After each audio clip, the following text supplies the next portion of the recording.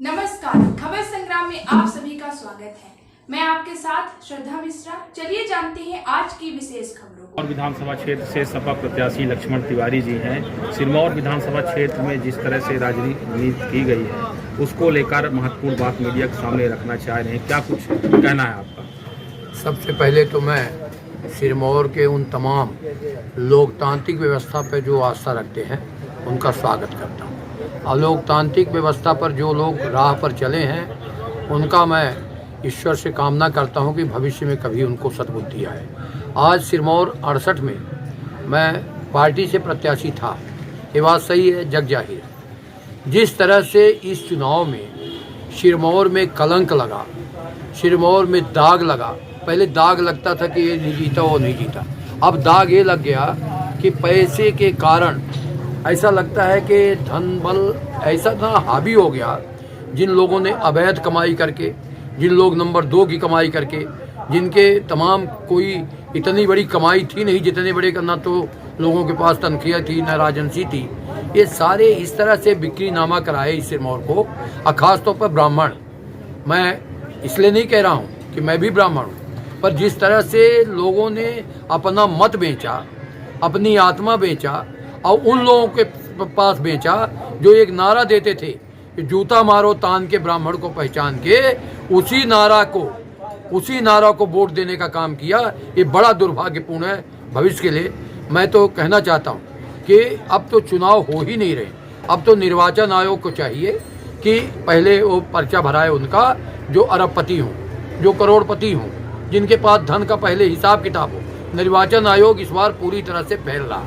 और निर्वाचन आयोग करता भी क्या, जब लोगों की अपनी आस्था डिग गई, लोग चारों तरफ से भ्रामिक हो गए और लोगों को लग रहा था कि एक नारा था जो राजा को हराएगा वोट देगा, राजा को हराएगा वोट देगा। अब मैं अभी कहना चाहता हूँ, इस मुकाम पर पहुँचा हूँ कि मैं तो पराजित हो चुका हूँ।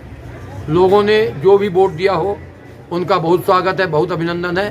पर इस हवा में, क्योंकि मेरा ईमानदारी का वोट है, मेरा संघर्ष का वोट है, मेरा मुद्दों का वोट है, जिन लोगों ने समझा हो, जितने लोग भी समझा हो, वो तो हमारे साथ रहे हैं, मैं उनका अभिनंदन करता हूँ। पर जो लोग राजा रानी हराओ या पैसा कमाओ या पैसा में, सिरमौर में भी ऐसी जगह है, कुछ चिन्हित लोग हैं जिन्होंने पैसा को बारीता देकर समाज को इस तरह से नष्ट किया कि अब वो बोलने लायक लोग नहीं बचे। और जिन लोगों ने बांटा 17 तारीख तक, मैं जनता से अपील कर रहा हूँ कि जिन लोगों ने 17 तारीख को आपके दरवाजे आके चरण बंदन किया, रुपया बांटा, शराब बांटा, सामग्री बांटा, धोती बांटा, साड़ी बांटा, बनियान बांटा, उन कमीनों से ये पूछिए कि आज 18 तारीख के बाद बांटने क्यों नहीं आ रहे हैं। अगर 18 के बाद भी वो बांट रहे हैं तो मैं उनका स्वागत करता हूँ कि अपने अवैध कमाई का हिस्सा जनता में बांट रहे हैं। मगर आज 18 तारीख के बाद, अब आज 22 तारीख हो गई, इनका दर्शन नहीं है।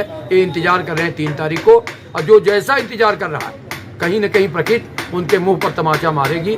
मैं तो अपने आप को यही कह रहा हूँ कि मेरे पास जो लोग हैं उनकी रक्षा के लिए, उनकी सुरक्षा के लिए, अब मैं जिस पार्टी में जहाँ हूँ उस पार्टी में रहकर मैं आज भी अपने को, इन लोगों से अपने को ताकतवर मानता हूँ कि मेरे लोगों को अगर कोई अन्याय करेगा तो उसका जवाब हम तो हर कीमत में देंगे और देने के लिए तैयार हैं। विधानसभा चुनाव में जो सिरमौर की स्थिति है, तो जीतने के लिए किस प्रत्याशी के साथ आज विधानसभा जा रही है? यहाँ ये कहने में मुझे परहेज नहीं कि मामला त्रिकोणीय है, मगर अब पूरी सरकारें जिनको कहती है, हमको लगता है कि उन्हीं के हाथ में रिजल्ट जाएगा।